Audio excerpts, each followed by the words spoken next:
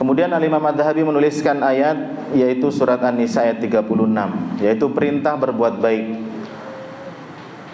Allah Subhanahu wa taala berfirman, wa'budullaha wa la tusyriku bihi syai'a, dan beribadahlah, sembahlah hanya kepada Allah saja, wala tusyriku bihi syai'a, dan jangan engkau sekutukan Allah, menduakan Allah dengan sesuatu apapun.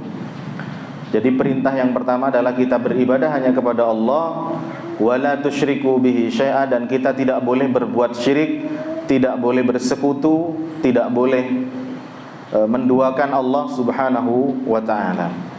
Kemudian barulah Allah Subhanahu wa taala memerintahkan kepada kita untuk berbuat baik. Yang pertama kepada wabil walidaini ihsana. Wabil walidaini ihsana. Dalam surat An-Nisa ini yang pertama, setelah Allah memerintahkan kita untuk beribadah hanya kepada Allah, kemudian melarang kita untuk berbuat syirik, kemudian Allah memerintahkan kepada kita setelah dua ibadah besar, ya, dua ibadah besar dalam perkara tauhid, yaitu hanya menyembah Allah, kemudian tidak berbuat syirik. Kemudian berbuat baik selanjutnya adalah yang pertama diperintahkan adalah wabil walidaini ihsana, yaitu berbuat baik kepada orang tua, birrul walidain. Ya memang seperti itu, dan ini sering diulang-ulang, ya, sering diulang-ulang. Ketika Allah Subhanahu wa taala berfirman dalam surat Luqman misalnya, wasainal insana biwalidayhi hamalatu ummuhu wahnan ala wahnin wa fisaluhu fi amaini an ishkur li wa liwalidayka ilayyal masir.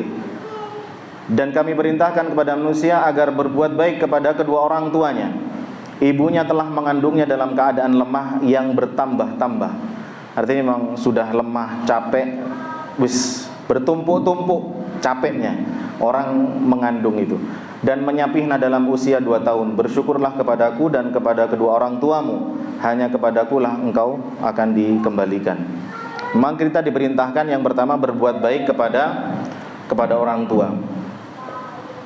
Berat, ya, berat. Kalau ada orang yang mengatakan bahwa berbuat baik kepada orang tua itu ringan, mungkin orang tuanya tepak yang enak gitu, ya, nggak rewel. Orang tua itu semakin tua, mereka semakin tambah usia, maka semakin memiliki pola hidup yang aneh, pola pikir yang aneh. Suka marah-marah, suka ngomel-ngomel, sekarang bicara ini, besok bicara apa, kemudian minta ini, kemudian berubah lagi minta itu. Maka wajib bagi kita untuk memberikan perhatian kita kepada orang tua kita, memberikan sebagian waktu kita untuk orang tua kita, dan wajib bagi kita untuk memberikan kesabaran kita untuk orang tua kita, memahami dan memaklumi sikap orang tua kita. Jadi sekali lagi, apapun yang dilakukan oleh orang tua kita, maka kita tidak boleh berbuat durhaka kepada mereka, apapun sudah. Maka di dalam surat Luqman juga di ayat 15 yang sering kita bacakan juga, Allah Subhanahu wa taala berfirman, wa in jahadaka ala an tusyrika bima laysa laka bihi ilmun fala tuti'huma wa sahibahuma fid dunya ma'rufa. Wa in jahadaka ala an tusyrika bima laysa laka bihi ilmun. Dan jika keduanya memaksa kalian untuk menyekutukan aku dengan sesuatu yang engkau tidak memiliki ilmu tentang itu, fala tuti'huma, maka janganlah engkau mentaati keduanya. Wa sahibahuma fid dunya ma'rufa, tapi kalian pergaulilah dengan keduanya itu dengan baik. Orang tua memerintahkan kepada kita untuk berbuat syirik saja, itu kita tetap diperintahkan untuk wa sahibahuma fid dunya ma'rufa. Tetap kita diperintahkan untuk berbuat baik kepada orang tua, apapun sudah. Orang tua ini ya ujian bagi anak-anaknya. Kalau misalkan Allah masih memberikan kepada kita sampai detik ini orang tua kita masih hidup, maka itu adalah ujian. Yang mungkin bareng orang tuanya, ya itu lebih berat lagi ujiannya. Kalau orang tuanya jauh, maka sering-seringlah didatangi orang tuanya, disambangi, dirawat orang tuanya. Jadi sekali lagi, ditekankan untuk ini karena Allah Subhanahu wa taala dalam surat An-Nisa ini memerintahkan yang pertama berbuat baik kepada orang tua. Apapun yang mereka bicarakan, kalau kita misalkan capek ya, lelah, itu tahan sudah. Disabar. Mereka adalah manusia yang sering kita ulang-ulang bahwa mereka adalah manusia yang paling berhak mendapatkan kesabaran kita. Maka sekali lagi berbuat baik kepada orang tua, birrul walidain. Apalagi orang tuanya sakit misalnya, ini sudah aneh-aneh sudah ini. Aneh-aneh.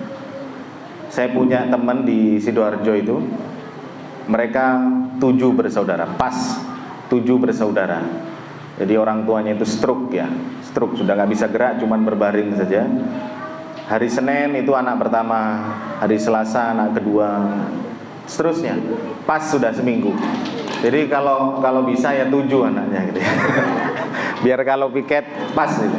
Kalau piket pas seminggu ya satu kali.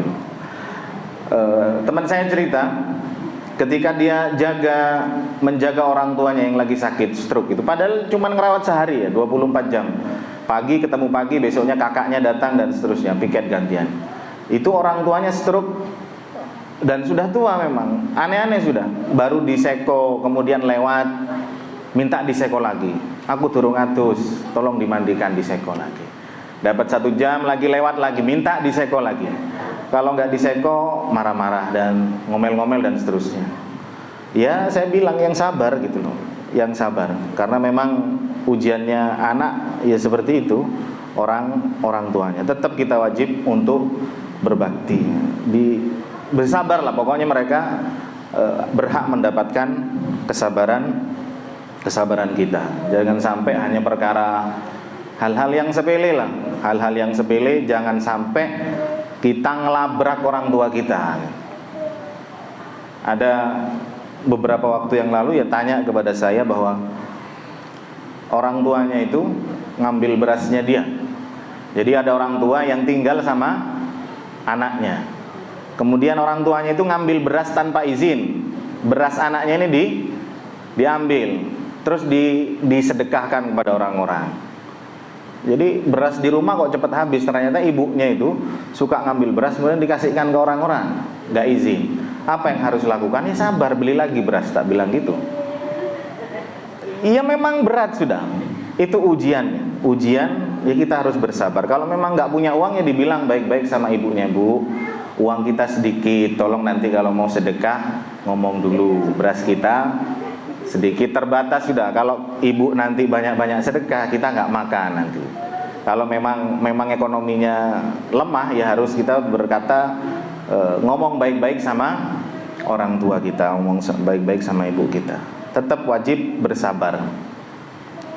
Di banyaklah kasus ya, banyak pertanyaan-pertanyaan yang memang sampai kepada saya tentang orang tua ini. Ada yang kasusnya orang tuanya nikah lagi, kemudian anaknya nggak terima, kemudian tengkar. Lah apa urusannya? Mau bapak kita nikah 4 lah, nggak ada urusannya kita untuk berbuat durhaka kepada orang tua, nggak ada.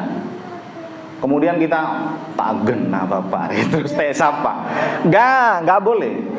Ada memang kasus seperti itu. Ada orang yang ayahnya kemudian nikah lagi, kemudian tengkar sama ayahnya. Tengkar. Apa? Nggak ada. Kita nggak punya hak sama sekali untuk berbuat durhaka. Ya sabar saja udah, sabar. Wahatta orang tua kita perampok ya. Kita punya orang tua perampok, kita tetap wajib berbakti sama mereka. Kita ingatkan mereka dengan cara yang baik gitu ya. Diingatkan, Pak, jangan ngerampok terus ya, dan seterusnya lah. Kita nggak boleh kemudian mencak-mencak melaknat orang tua kita, orang tua kurang ajar, nggak boleh kita, nggak boleh.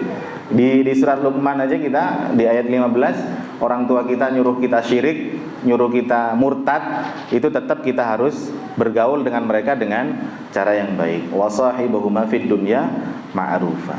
Apalagi cuman hal-hal yang sepele lah, dunia lah, hal-hal yang sepele. Kakaknya dibelikan mobil, adiknya dibelikan motor, kemudian rame gitu-gitu, jangan lah. Harus ditahan itu di hati. Ya mungkin kalau misalkan kita belum sampai kepada kasus itu, kita biasa aja. Tapi ada saudara-saudara kita yang memang sampai kepada kasus itu ya. Satunya 1 hektar, satunya setengah hektar gitu kan rame biasanya ya. Rame. Itu harus benar-benar ditata hati kita, ditahan, jangan sampai kita berbuat durhaka, menuntut orang tua dan seterusnya. Seperti yang di TV-TV itu, di penjara, dilaporkan dan seterusnya. Na'udzubillah min dzalik. Kita bertahan ya, harus ditahan, benar-benar diteguhkan hatinya, ditata, kemudian bersabar menghadapi orang tua apapun kekurangan orang tua kita.